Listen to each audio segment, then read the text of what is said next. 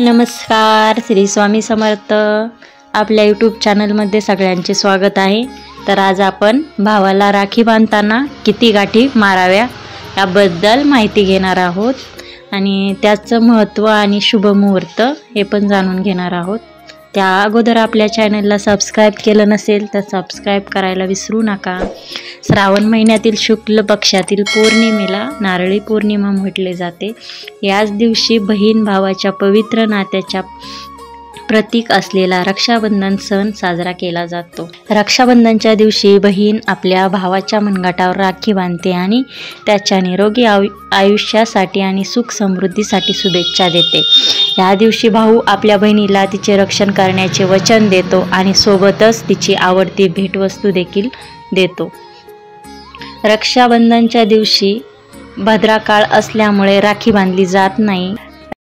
यंदा रक्षाबंधन 9 ऑगस्ट रोजी साजरा केला जाणार आहे. रक्षाबंधनच्या दिवशी राहुकाल आणि भद्रकाल या दरम्यान भावाला राखी बांधणे टाळावे. हे दोन्ही मुहूर्त राखी बांधण्यासाठी अशुभ मानले जातात. यावर्षी रक्षाबंधनावर भद्राची सावली पडणार नाही, परंतु 9 ऑगस्ट रोजी सकाळी 9 ते 10:30 राहुकाल आहे. या 1.5 तासाच्या राहुकाळामध्ये राखी बांधणे टाळावे. त्यानंतर तुम्ही दिवसभर केव्हाही राखी बांधू शकतात. राखीच्या धाग्याला रक्षासूत्र म्हणून संबोधलं जातं. राजसूय यज्ञाच्या वेळी भगवान कृष्णाला द्रौपदीने रक्षासूत्र म्हणून पदराची चिंदी बांधली होती. तेव्हापासून ही परंपरा सुरू झाली असं सांगण्यात येत आहे. तर राखीच्या 3 गाठी बांधणे असते शुभ. शास्त्रानुसार रक्षाबंधनाच्या दिवशी शुभ मुहूर्तावर राखी बांधण्याला खूप महत्त्व आहे. रक्षाबंधनच्या दिवशी बहिणीने आपल्या भावाच्या मनगटावर राखी बांधताना धाग्याच्या 3 गाठी मारणे शुभ मानले जाते. रक्षाबंधन हा सण दरवर्षी श्रावण महिन्यातील शुक्ल पक्षाच्या पौर्णिमेला साजरा केला जातो. या दिवशी बहिणी आपल्या भावांच्या मनगटावर राखी बांधतात आणि त्यांच्या दीर्घायुष्यासाठी आणि सुख समृद्धीसाठी प्रार्थना करतात. पण राखी बांधताना राखीच्या दोऱ्याला 3 गाठी बांधाव्यात असे म्हणतात. त्यामागे काय तर्क आहे तो जाणून घेऊया. राखी बांधताना बहिणी आपल्या भावासाठी सर्वप्रथम पाट मांडतात. पाटाखाली व पाटाभोवती रांगोळी काढतात. पाटावर आसन घालून त्यावर भाऊरायाला बसवतात. त्याला गंध अक्षता लावतात आणि सोन्याच्या अंगठीने किंवा 2 सुपाऱ्यांनी औक्षण करतात. त्यानंतर राखी बांधून भावाकडून रक्षणाचं वचन घेतात. राखी सुटू नये म्हणून बहिणी राखीच्या धाग्याला 2 गाठी बांधतात, पण काही जण त्या जागी 3 गाठी बांधतात. या 3 गाठींचा संबंध त्रिदेवांशी लावला जातो. या 3 गाठी ब्रह्मा, विष्णू, महेशाला स्मरून बांधल्या जातात. या जगाचा सांभाळ हे त्रिदेव करतात.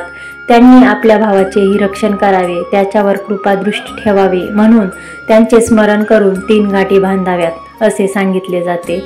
असे मानले जाते की मनगटावर बांधलेल्या गाठीचा संबंध या पवित्र नात्याच्या ऋणानुबंधाशी सुद्धा असतो. राखीची पहिली गाठ भावाच्या दीर्घायुष्यासाठी, दुसरी गाठ बहिणीच्या दीर्घायुष्यासाठी आणि तिसरी गाठ भाऊ बहिणीच्या नात्यात गोडवा आणण्यासाठी बांधली जाते. रक्षाबंधनात विधिवत शास्त्रीय पद्धतीने बांधलेली राखी शुभ मानली जाते. शुभ कालावधीत मंगलमय वातावरणात श्रद्धापूर्वक प्रार्थना करत भावाला बांधलेले रक्षासूत्र एका कवचाप्रमाणे काम करते अशी मान्यता आहे.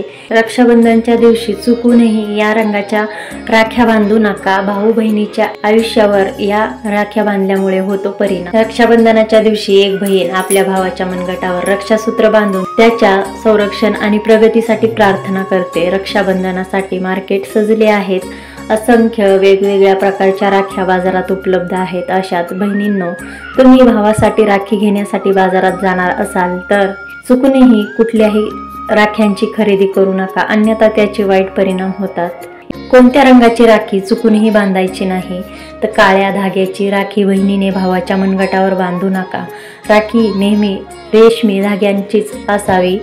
यासोबतच आजकाल अशी फॅशन झाली आहे की राखीवर राधाकृष्ण, शिवलिंग, गणपती किंवा इतर देवांच्या नावाचा कोणताही शब्द असेल तर अशा राख्या अजिबात बांधू नका. असे केल्यामुळे भाऊ आणि बहीण दोघांवरही विपरीत परिणाम होतो. प्लास्टिकपासून बनवलेली राखी अजिबात वापरू नका. याचा नकारात्मक परिणाम बहीण भावाच्या आयुष्यावर पडतो. जुनी किंवा तुटलेली राखी अजिबात बांधू नका, कारण तुटलेल्या वस्तू कोणत्याही पूजेत वापरल्या जात नाहीत. आज आपण भावाला राखी बांधताना किती गाठी माराव्यात याबद्दलची माहिती घेतलेली आहे।